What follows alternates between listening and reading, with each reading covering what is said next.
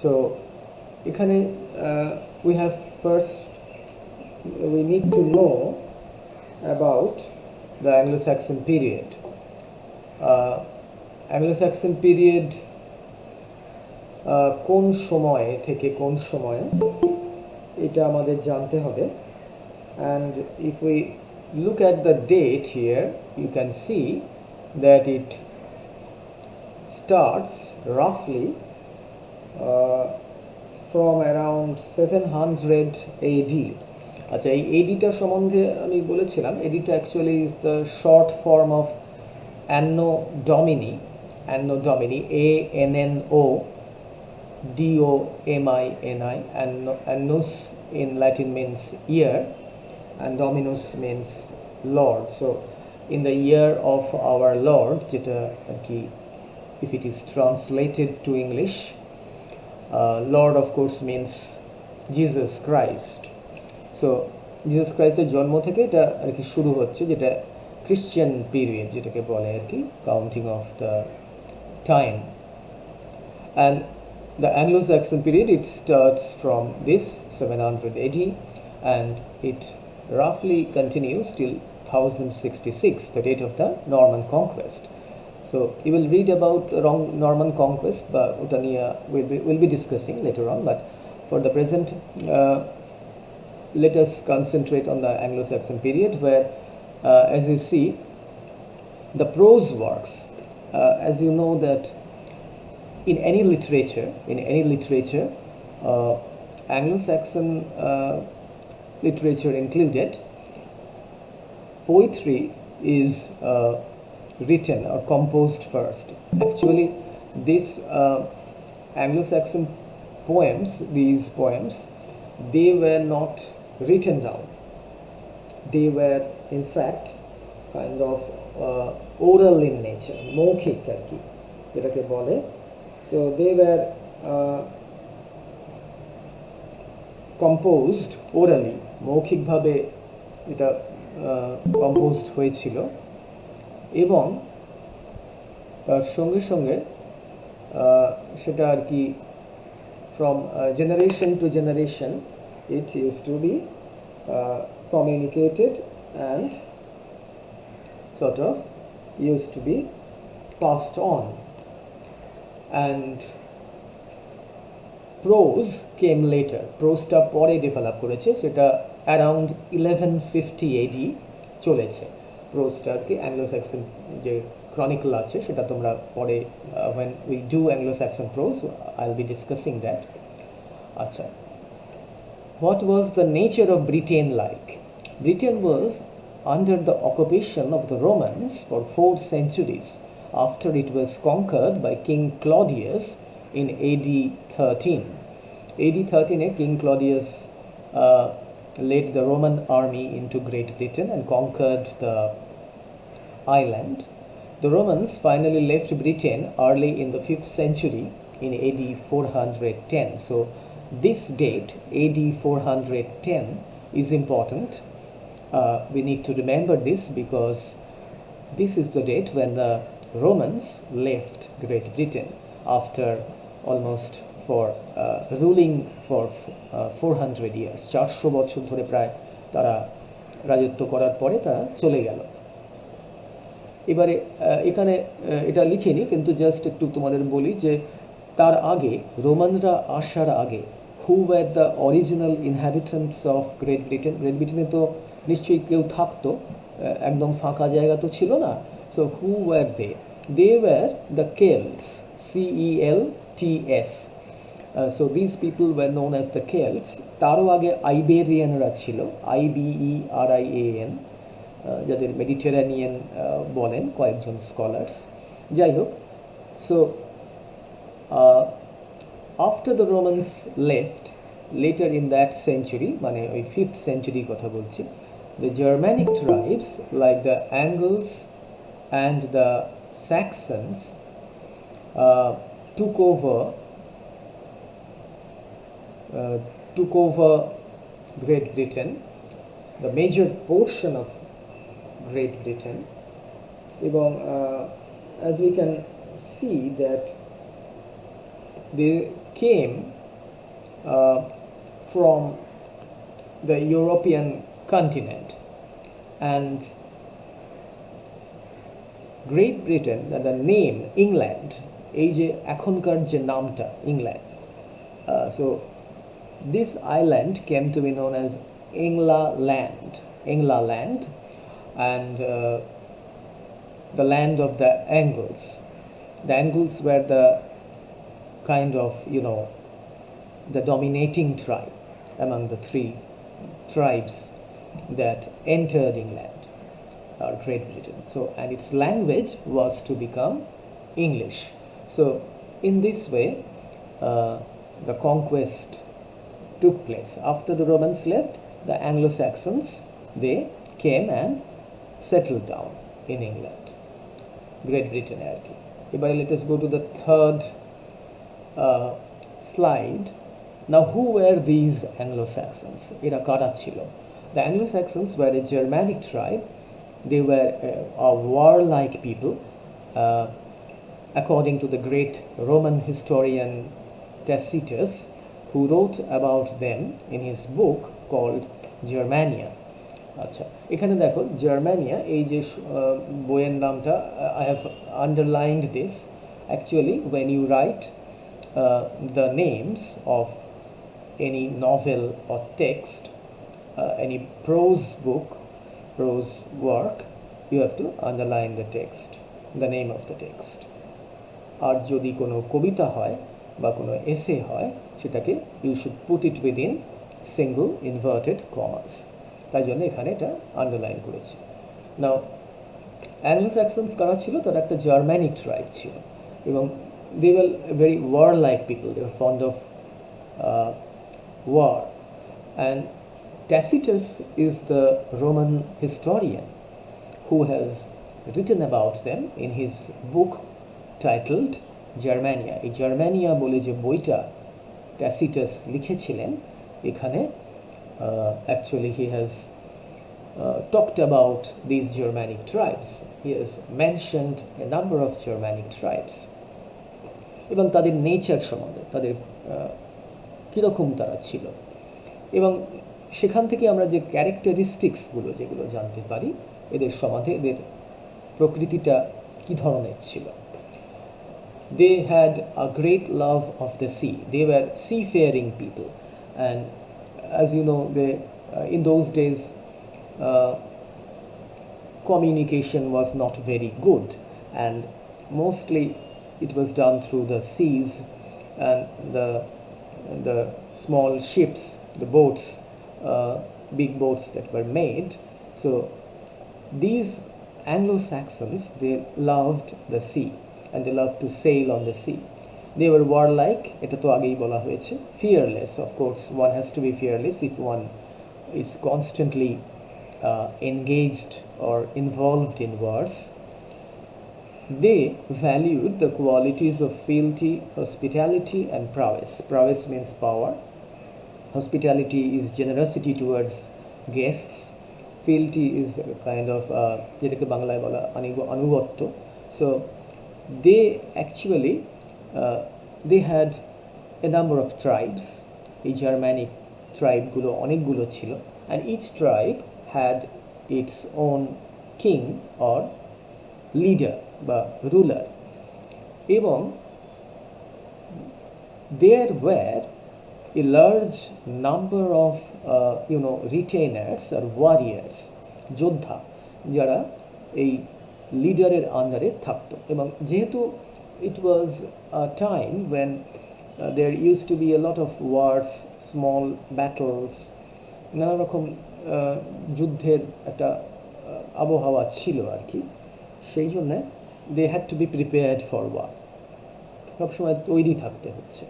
এবং these small kings or leaders, whatever we might call them, they had a ready band of warriors who served the king unquestioningly, without any kind of question. They were looked after the king, and in return they had to fight for the king, the leader of the Germanic tribe, and so they had to be obedient. They had to show allegiance মানে to be obedient towards their king. So whatever he commanded them to do or ordered them to do, they had to do.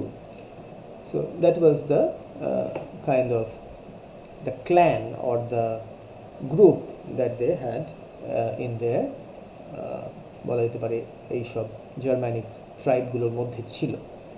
Respect for women, so they had great respect for women, and this is of course is found in a number of Anglo-Saxon poems. For example, Beowulf-এ আছে যেখানে Queen Wilthia, who is the queen of King Hrothgar,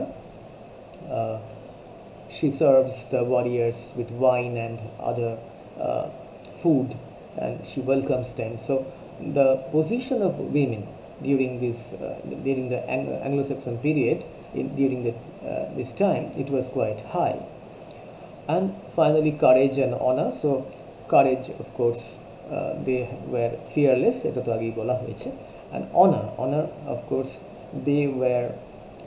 they considered that it was better to die on the battlefield rather than surrender, to become sort of, to lay down their lives. It was better rather than to surrender to the enemy. শত্রুর কাছে surrender করার থেকে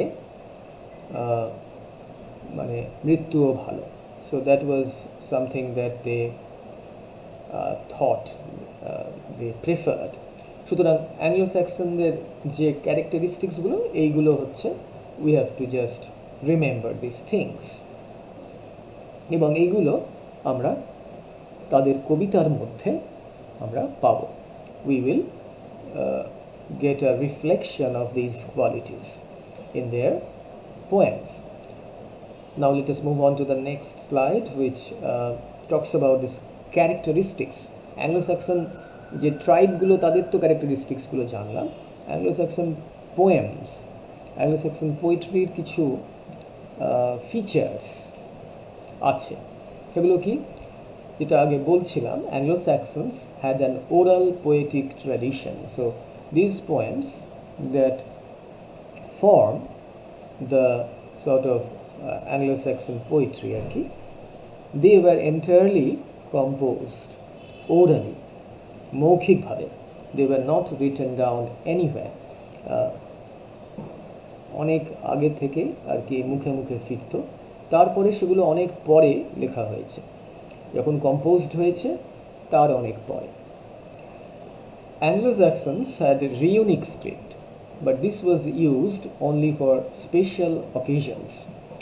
It was only after Christian missionaries brought the Latin alphabet that Old English works began to be written. তো রিউনিক script হচ্ছে একটা unique script যেটা ওই সময় ইউরোপিয়ান কন্টিনেন্টে বিভিন্ন যারা ফ্রেঞ্চ স্পিকিং জার্মানিক যে ট্রাইবগুলো ছিল বিভিন্ন, তারা একটা আর কি তৈরি করেছিল। That was something very different from the modern alphabet, Latin alphabet যেটা আমরা আর কি ইউজ করছি, which was brought by the Christian missionaries. Christian missionaries যখন প্রথম আসলেন 597 AD-তে, and with that Great Britain was converted to Christianity. যাই হোক, তা এইটা এখানে এই রিউনিক স্ক্রিপ্টে তখন ওরা আর কি এটা ব্যবহার করতো, মানে যখন কথা বলা বা এই জিনিসগুলো ওরা করেছিল, লেখালেখির ব্যাপারটা আর একটু পরে তখন হলো। Almost all this poetry is composed without rhyme. এর কোনো ছন্দ সেরকমভাবে নেই। In a characteristic line or verse of 4 stressed syllables alternating with an indeterminate number of unstressed ones. আচ্ছা, এখানে একটু বলার আছে যে এটার কোনো মিলিয়ে কবিতা তা নয়। এগুলো কীরকম ছিল? একটা লাইনে বা একটা ভার্সে 4টে করে লাইন থাকতো, একটা স্তবকে 4টে করে আর কি লাইন থাকতো। 4 stressed সিলেবলস তাতে থাকতো। একটা লাইনে কীরকম থাকতো সেটা, স্ট্রেসড কথাটার অর্থ হচ্ছে যে জোর দেয়া। তো actually as perhaps you know this or you don't, যে English is an accented language. ইংলিশে যখন আমরা উচ্চারণ করি বিভিন্ন শব্দ, then we tend to put our emphasis on certain parts of our word, এবং সেটাই ওই অ্যাকসেন্টটা সেখানে পড়ে, বলে সেটাকে স্ট্রেস দেওয়া হয়, জোর দিয়ে উচ্চারণ করা হয়। সুতরাং এখানে সিলেবল কি? সিলেবল হচ্ছে পার্টস অফ আ ওয়ার্ড। যেমন ধরো আমি যদি এই ওয়ার্ডটা বলি ওয়ান্ডারফুল, তাহলে in this particular word wonderful you will find that there are three parts to it. Wonderful. So if we break it up, যদি ভাঙি আমরা, we will notice that there are three parts. এখানে wonderful, এখানে der উপর একটা stress পড়ছে, wonderful। সুতরাং এরকমভাবে each and every English word is stressed in this way. Differently, সবগুলোর ওপরই মাঝখানে স্ট্রেস পড়ে না, বা বাইসিলেবিক দুটো যদি সিলেবল থাকে, ওভার ওভার ওভার, সুতরাং দ্যাট ইজ বাইসিলেবিক। এটা ট্রাইসিলেবিক, ওয়ান্ডারফুল। এইরকমভাবে নানা রকম ওয়ার্ড আছে আর কি, যেগুলো আমরা ওই স্ট্রেস দিয়ে বলি। সিলেবল প্রত্যেকটাকে বলে সিলেবল। এগুলো যখন actually we will be doing philology, এগুলো আসবে history of the English language যখন, এটা জাস্ট একটু জেনে রাখো, কেননা অ্যাংলো স্যাক্সন পোয়েট্রিটা কীরকম ছিল সেটা বোঝার জন্য। আচ্ছা, কম্পোজড উইদাউট রাইম, এবং এখানে ক্যারেক্টারিস্টিক লাইন ছিল, চারটে স্ট্রেস ছিল, একটা তার সঙ্গে অল্টারনেট করছে একটা মানে ইনডিটারমিনেট নাম্বার অফ আনস্ট্রেসড ওয়ান্স, মানে এটা কোনো বলা যায় কোনো স্থায়ী কিছু ব্যাপার না, মানে কতগুলো আনস্ট্রেসড থাকবে সেটা বোঝা যায় না, কিন্তু অনেকগুলো থাকতো আর কি। আচ্ছা, লাস্ট পয়েন্ট যেটা আমরা একটুখানি important for us, another unfamiliar and equally striking feature in the formal character of Old English poetry is structural alliteration, or the use of syllables beginning with similar sounds in two or three of the stresses in each line. So, alliteration is one of the important characteristics of Anglo-Saxon poetry. এটা খুব alliterative poetry. Alliteration কাকে বলছে? যে the use of syllables beginning with similar sounds. যেমন ধরো, যদি কোনো sentence which has a number of words beginning with S, সেই রকমভাবে, যেমন she sells seashells on the seashore, এটা যদি বলি তাহলে ওই এসটা বারবার করে আসছে, সুতরাং that is alliteration, the use of a particular alphabet, in this case S, in a particular line, এবং এটাকেই alliteration বলে। এবং অ্যাংলো স্যাক্সন পোয়েট্রিতে এটা খুব বেশি রকমভাবে আমরা লক্ষ্য করতে পারি। সুতরাং স্ট্রাকচারাল অ্যালিটারেশন, এবং এটা হলে আশা করি বুঝতে পেরেছ এই অংশটা। তাহলে আমরা characteristics of Anglo Saxon tribe দেখলাম, আর characteristics of Anglo Saxon poetry. এবারে আমরা ছোট্ট একটা ম্যাপ দেখব। এখানে দেখো, এইটা একটুখানি বোধহয় বড় করলে সুবিধে হয়। দেখো এখানে কি লেখা আছে, the heptarchy. The heptarchy, it means it is a combination of 7 kingdoms, এবং অ্যাংলো-স্যাক্সনরা যখন এসেছিল তারা মানে gradually what they did, they actually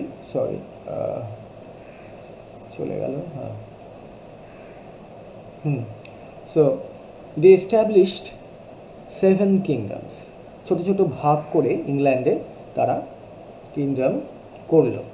এবারে দেখো এখানে একটু লক্ষ্য করো, অ্যাংলো স্যাক্সন কিংডমস, এখানে দেখো যেটা ডিপ গ্রিন আছে, that is inhabited by Celts, যেটা বলছিলাম যে যারা অরিজিনাল ইনহ্যাবিটেন্টস ছিল অ্যাংলো স্যাক্সনরা আসার আগে। আর light green portion of this map, this is the map of England, এটা তোমরা you are familiar with that. এখানে light green portion is occupied by the Anglo Saxons. এইবারে এখানে দেখো, এটা ইংলিশ চ্যানেল, এখানে ফ্রান্স, তোমরা জানো যে between France and England there is this English channel. এইবারে কোন কোন জায়গাগুলো দেখো তো যে was inhabited by the Celts, the northern part, the western part, এইটা, এই অংশগুলো জাস্ট বাদ দিলে this whole portion was conquered or occupied by the Anglo Saxon tribes. এইবারে দেখো একদম উপরে যে পার্টটা, that is called Northumbria, that's the biggest most probably. Then comes Mercia, then East Anglia, Essex, where the city of London is situated. তখন London সেভাবে হয়নি, কিন্তু ওই আর কি, মানে এটা একটা মডার্ন লন্ডন ইজ দেয়ার এখানে। তারপরে Wessex, lastly Sussex and Kent. এইবারে দেখো এখানে there are 7, 1 2 3 4 5 6 7 জিউটসটা এটা একটা ট্রাইবের নাম। It is actually Angles, Saxons and Jutes. তারা অনেক পরে এসেছে অ্যাকচুয়ালি, কিন্তু ওরা ওইখানটা কনসেন্ট্রেট করেছিল, এই অংশটা southern part of England. Jutes is small portion, যেহেতু তারা পরে এসেছে তারা অতটা সুবিধে করতে পারেনি আর কি। অ্যাঙ্গলস এবং স্যাক্সনসরা বেশি, তাদের প্রতিপত্তিটা বেশি ছিল, তাই জন্য অ্যাংলো স্যাক্সন হয়েছে। জিউটসরা দে ওয়্যার স্মলার ট্রাইব, তারা পরে। সুতরাং এইগুলো এখনও কিন্তু আমরা যদি ইংলিশ কাউন্টি ক্রিকেটের কথা মানে আর কি মানে জানি, যদি ইংলিশ যে কাউন্টি ক্রিকেট খেলা হয় সেখানে কিন্তু এই টিমগুলো আছে, এই কেন্ট, সাসেক্স, এসেক্স, ওয়েসেক্স, এগুলো আছে। সুতরাং এই নামগুলো এখনও রয়েছে। আর তখনকার দিনে এই নর্থাম্ব্রিয়া, এইসব এই জায়গাগুলো, এই অংশটা পুরোপুরি অ্যাংলো স্যাক্সনদের দখলে থাকতো। এইটা হচ্ছে this is the map, just to মানে তোমাদের বোঝাবার জন্য এটা আমি দেখালাম। আচ্ছা, এইবারে next let us go back to the history আর কি, এগুলো সবই। তাহলে the earliest inhabitants of Great Britain were the Britons or the Celtic Britons. The Celts বা কেল্টিক ব্রিটন এদের বলা হয়। AD 449-এ কী হলো, two brothers arrived. They were named Hengest and Horsa. The conquest by the Anglo-Saxons and Jutes began. সুতরাং তোমরা মনে আছে যে AD 410-এ the Romans had left Great Britain. Now, during from about 410 to 448-49, the Anglo-Saxons were not there. তাই ওই সময়টা কেল্টসরা ছিল, and they actually they were harassed by two tribes. এখানে আমি সেটা লিখিনি যদিও, কিন্তু অ্যাকচুয়ালি সেটা যেটা হয়েছিল, they were called the Picts, PICTS, and the Scots. এখানে যদি এটা দেখো, এইখানে স্কটল্যান্ডের অ্যাকচুয়ালি এইদিকে আছে আর কি, সেটা এখন ওখানে পাওয়া যাচ্ছে না, ম্যাপে নেই। কিন্তু actually the Picts and the Scots they arrived and they started to attack the Celts. এইবারে এরা কী করলো, এই কেল্টরা, দে ইনভাইটেড দ্য অ্যাংলো-স্যাক্সনস। তারা দূত পাঠিয়ে অ্যাংলো-স্যাক্সনদের বললো যে তোমরা এসে আমাদের এই পিক্টস অ্যান্ড দ্য স্কটসদের হাত থেকে আমাদের বাঁচাও, এবং এরা বড্ড আমাদের জ্বালাচ্ছে, সুতরাং please help us. In response to their appeal, these two brothers, they arrived in AD 449. কিন্তু দেখা গেল, after they arrived, they helped the the Celts to drive away these Picts and the Scots, but gradually they began to settle in the country. এবারে যাদের ডেকে নিয়ে এসেছে তারা তো এদের তাড়িয়ে দিল, পিক্ট স্কটসদের। কিন্তু মুশকিলটা হলো কি, যে কেল্টরা দেখলো যে তারা আর ফিরে যাচ্ছে না। They started to settle down and they started to sort of push them back, মানে তাদের কেল্টদের সরিয়ে দিচ্ছে। এবং এইভাবে actually the original inhabitants, they were pushed back from their lands, and Angles settled down in northern Britain, যেটাকে Northumbria বলছি. জুটসরা Kent, south east England, দেখো ম্যাপটা দেখো, সাউথ ইস্ট ইংল্যান্ড, কেন্ট এইখানটা খুবই অল্প জায়গাটাতে ছিল. আর Saxon south of the river Thames. সুতরাং এই তিনটে ট্রাইব, they were the three main tribes. ছোটো ছোটো অন্য ট্রাইব ছিল, তারা অতটা ইম্পর্টেন্ট নয়, কিন্তু এই তিনটে tribe they are important Anglo-Saxon tribes.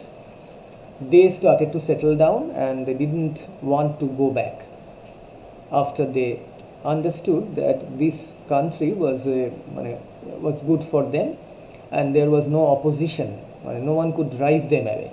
এখানে কেল্টরা যারা আছে তারা তাদের সেই শক্তি ছিল না যে তারা অ্যাংলো-স্যাক্সনদের বলবে যে তোমরা you go back to your Germania বা চলে যাও, সেটা তারা বলতে পারবে না. সুতরাং this Germanic tribes as they were very very fierce and warlike people, যেটা আমরা আগেই দেখেছি, তারা সেটেল ডাউন করে গেল. এবং কেল্টরে কী অবস্থা হলো, কেল্টরা কী করবে তখন? Celts move to the west and the north. এইখানে দেখো, এই যে এই ওয়েলস যে দেশটা আছে এখন তোমরা জানো, আর এই নর্থের দিকে এই পাশে একদম এইখানে ওরা চলে গেল, আয়ারল্যান্ড যেখানে. সুতরাং they had to move out from their original place. সুতরাং এইটা হচ্ছে, this is the kind of history of how the Anglo Saxons settled in Great Britain. আচ্ছা, তারপরে আমরা এইবারে যা হয়, the new tribes imposed their own language. সুতরাং they had a different kind of a language. This new language grew into a mixture of Anglian and Saxon and came to be known as Anglo-Saxon. সুতরাং সেটা একটা mixture of Anglian and Saxon languages ছিল, এবং এই দুটোর কম্বিনেশনে Anglo-Saxon ল্যাঙ্গুয়েজটা তৈরি হলো. সুতরাং কেল্টদের যে ল্যাঙ্গুয়েজটা সেটা অ্যাকচুয়ালি ইট হ্যাজ কেল্ট বা গেইলিক ল্যাঙ্গুয়েজ যেটাকে বলে, যেটা আয়ারল্যান্ডের কিছু রিমোট পার্টসে সারভাইভ করে এখনও, সেইটা এখন সেভাবে স্পোকেন বা ল্যাঙ্গুয়েজের মধ্যে আসে না, তাদের মধ্যে কনফাইন্ড আছে. সেটা আস্তে আস্তে সরে গেল, এবং এই নতুন ল্যাঙ্গুয়েজটা যেটা এলো তার থেকেই কিন্তু ওল্ড ইংলিশ যেটাকে আমরা বলছি, তারপরে মিডল ইংলিশ, তারপরে মডার্ন ইংলিশ, যেটাতে আমরা we are communicating. So in this way it has developed. এইবারে এই ইতিহাসটা তো খানিকটা জানলে, an outline আর কি, ব্রিফ outline. এইবারে let us go into the Anglo-Saxon literature. Anglo-Saxon literature আমাদের যে অংশটুকু দেখতে হবে সেগুলো হচ্ছে পোয়েট্রির মধ্যে দ্য এক্সট্যান্ট মানে হচ্ছে যেটা এক্সিস্ট করছে, যেটা এখনও রয়েছে, সারভাইভ করেছে. The extant Anglo-Saxon literature can be classified into 4 groups. 4টে গ্রুপে ভাগ করা হয় এই পোয়েট্রিকে. এখানে actually epic or heroic poetry. প্রথম নাম্বার 1 হচ্ছে epic or heroic poetry, which deal with war and certain kind of বলা যেতে পারে fights and the exploits of different Anglo Saxons or Germanic heroes. এবং দ্য অনলি অ্যাংলো-স্যাক্সন এপিক, যেটাকে Anglo Saxon epic বলা হয়, epic হচ্ছে যেটাকে মহাকাব্য আমরা বাংলায় বলি, আমাদের রামায়ণ, মহাভারত বা ইলিয়াড, ওডিসি, এগুলোকে তো মহাকাব্য বলা হয়. সুতরাং অ্যাংলো-স্যাক্সনদের এপিকটা কি, সেটা হচ্ছে বেওলফ. সো অ্যাংলো-স্যাক্সনদের যেটা লেখা হয়েছিল, যে the long poem of over 3000 lines, so that is called the Anglo Saxon epic, Beowulf. ওটা আমরা দেখব পরে. সুতরাং এই epic or heroic poetry first, number 1. Number 2তে হচ্ছে lyric or elegiac poetry. Lyrical poetry মানে শর্ট পোয়েমস. আর এলেজিয়াক কথাটার অর্থ হচ্ছে, elegiac means actually a kind of poem which deals with some a kind of loss or someone's death. Someone has died or something has been lost, and in response to that, a poem is written to commemorate that. কোনো কিছু loss হয়েছে বা কারোর death হয়েছে বা কোনোভাবে কিছু আর কি নষ্ট হয়ে গেছে, শেষ হয়ে গেছে, so in memory of that, the poem that is written, it is elegiac poetry. Lyric হচ্ছে শর্ট যেগুলো full of emotion, different emotional contents লিরিক্সে থাকে। তারপর হচ্ছে Christian poetry it came later as Christianity entered around late 6th century. এটা বলছিলাম যে 597 AD-তে the Christianization started. Next হচ্ছে রিডলস বা পপুলার ভার্সেস, এগুলো আমাদের পড়ার দরকার নেই, সো এখানে এটা লেখার দরকার নেই। Anglo-Saxon poetry it is classified in this way, এই চারটে আর কি। সো পোয়েট্রিটা এইভাবে ভাগ হবে। এরপরে আসবে প্রোজ। সেই প্রোজ আমাদের এর মধ্যে যেটা রয়েছে তোমাদের সিলেবাসে শুধু এপিক আর হেরোইক পোয়েট্রিটাই আছে, যেখানে যেগুলো আছে সেগুলোই আমরা পড়ব। We will not be reading Christian poetry or lyric or elegiac poetry. সুতরাং এই দুটো অ্যাকচুয়ালি আমাদের সিলেবাসে নেই, এগুলো আগে ছিল কিন্তু it has been deleted from the syllabus.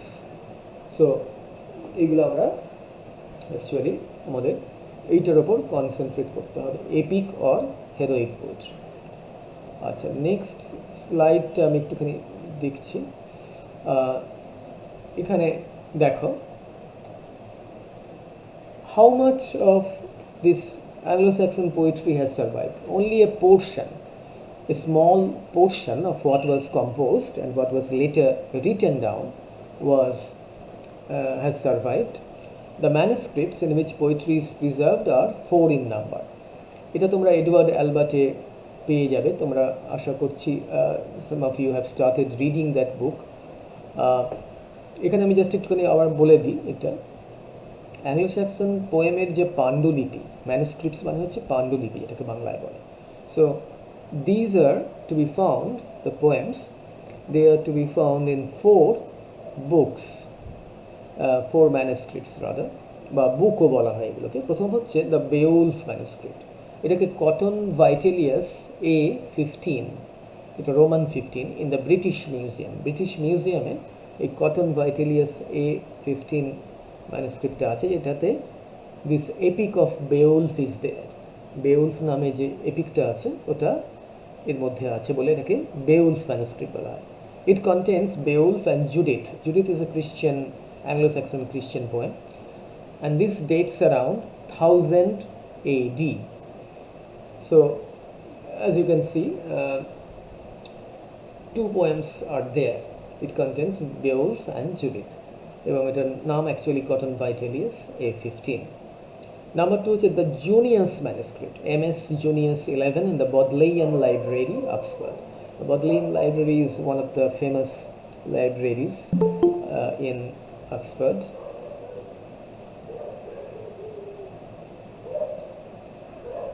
আচ্ছা, এত দেরি করে ঢুকবে না কিন্তু ক্লাসে, আবিরা খাতুন।